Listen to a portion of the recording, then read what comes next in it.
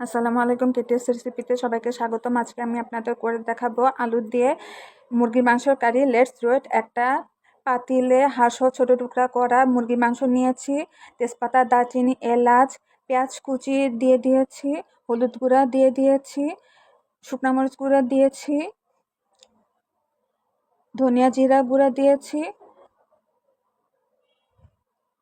আবারও শুকনা মরিচ গুঁড়া দিয়েছি, গরম মশলা গুঁড়া দিয়েছি, আরও হলুদ গুঁড়া দিয়েছি, পেঁয়াজ বাটা দিয়েছি, আদা রসুন বাটা, সয়াবিন তেল দিয়েছি, লবণ দিয়েছি।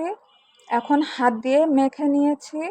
একটা পাতিলে চুলায় পাতিল বসিয়ে নেড়েচেড়ে নিয়েছি, ঢাকনা দিয়ে ঢেকে দিয়েছি। 3 কোনা করে কেটে রাখা আলু দিয়ে নেড়েচেড়ে মিশিয়ে নিচ্ছি, আবারও ঢাকনা দিয়ে দিয়েছি, নেড়েচেড়ে আবারও মিশিয়ে নিচ্ছি।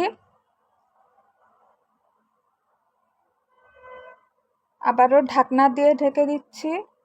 ঢাকনা খুলে গরম পানি দিয়েছি, আস্ত কাঁচামরিচ দিয়ে দিয়েছি।